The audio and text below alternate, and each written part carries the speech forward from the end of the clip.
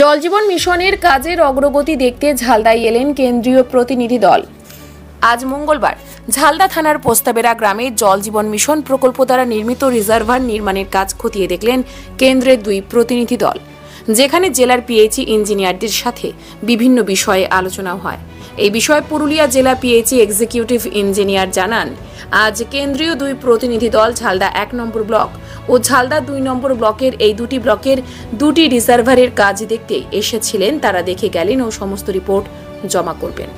যদিও এই বিষয়ে কেন্দ্রীয় প্রতিনিধি দলের পক্ষ থেকে কোনো প্রতিক্রিয়া পাওয়া যায়নি। এদিন জেলা পিএইচই দপ্তর থেকে একটি সচেতনতামূলক বার্তাও গ্রামবাসীদের দেওয়া হয় যে এই জল শুধু পানীয় ও রান্নার কাজে ব্যবহার করবেন, অযথা জল অপচয় করবেন না। এই दिन उपस्थित ছিলেন পুরুলিয়া জেলার অন্যান্য দপ্তরের আধিকারিকরা। मैडम, निरीक्षण में क्या देखें? मैडम, निरीक्षण में क्या देखें? मैडम, आज की দেখলেন? আজকে ঝালদা 1 আর ঝালদা 2 তে দুটো রিজার্ভার সাইট দেখলেন নর্দার্ন সেক্টরের আন্ডারে। কি বললেন? ঠিকঠাক, এখন কোনো কমেন্ট হয়নি। কজন এসেছিলেন কেন্দ্র থেকে? দুজন। তারা খুশি আছে? হ্যাঁ, আপাতত বড় ঠিক আছে। কি নাম? আমাদের যে বাড়িতে বাড়িতে জল আসবে সেই প্রকল্পের নাম হচ্ছে জল জীবন মিশন।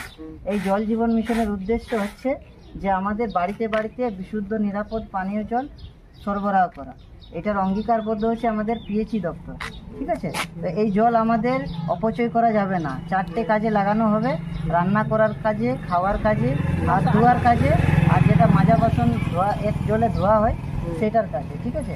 আমাদের বাগানে চাষ করার জন্য এই জল দেওয়া যাবে না। আমরা ফিল্টার